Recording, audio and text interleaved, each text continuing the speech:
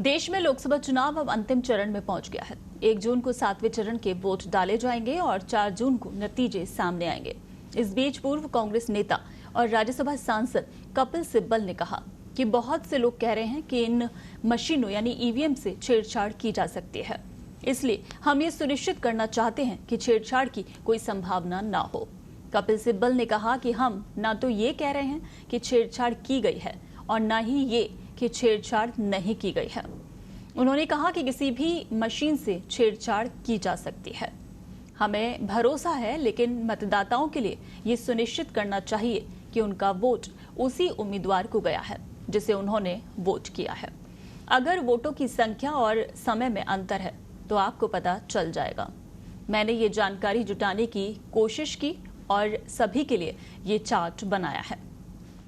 राज्यसभा सांसद कपिल सिब्बल ने कहा कि आप सभी जानते हैं कि 4 जून को मतदान के नतीजे आएंगे, इसीलिए मैं जनता और राजनीतिक दलों को जागरूक करना चाहता हूं कि जब ईवीएम खुलेगी तो आपको क्या करना चाहिए।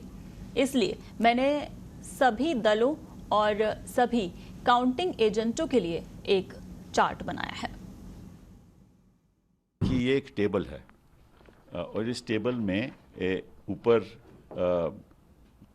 जब ये जो आफ्टर रिजल्ट बटन, ये ऊपर की जो टेबल है उसमें लिखित रूप में लिखा है कि 4 जून 24 और उसके नीचे लिखा है time.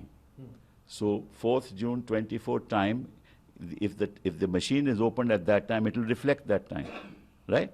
If the machine is not opened is opened at that time and reflects another time, it means the machine has been opened earlier, right? So this time must tally with the time when the machine is open, right? And if there is a difference, that means that the machine has been tampered with earlier.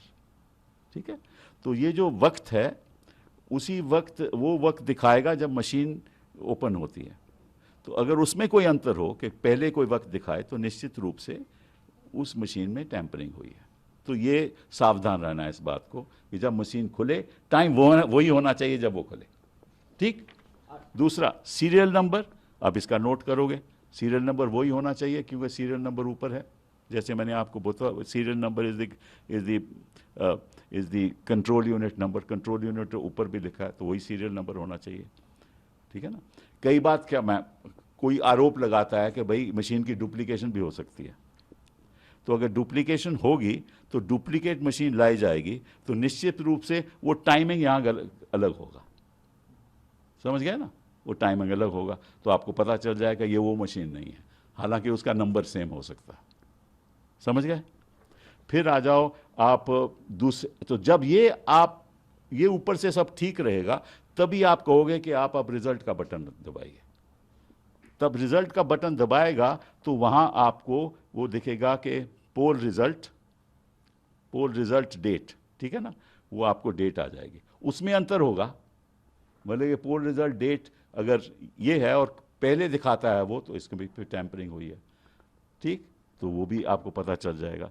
फिर आप क्या फिर ये है PST and PET, that means poll end time and poll start time, तो वो भी आपको यहाँ मिल जाएगा। Poll start time, poll end time, और बाकी सीरियल नंबर वो मैच होना चाहिए, बाकी तो वैसी बात नहीं। और पोल टोटल वोट्स पोल वो उसमें आ जाएगा, मशीन में ही होगा, तो आप उसको नोट कीजिए। अगर आपके पास 17C फॉर्म है नहीं भी है तो आप नोट कर सकते हैं टोटल वोट पोल्ड, और अगर काउंटिंग में कोई अंतर आता है तो फिर गड़बड़ी है। तो ये सब चीज़ों के लिए सब लोगों को सावधान रहना चाहिए, सब काउंटिंग एजेंट्स को और सब राजनीतिक दलों को। all candidates and all political parties should be aware that this protocol must be followed, and that the time should be the time when the machine was opened, and if it shows some other time, then something is wrong. Serial number should be the same. If it's not the same, then something is wrong. And if the poll result also there is a difference in date, then that means that somebody has tampered. Poll start time and poll end time is all reflected, and the serial number here must match with the serial number of the control unit.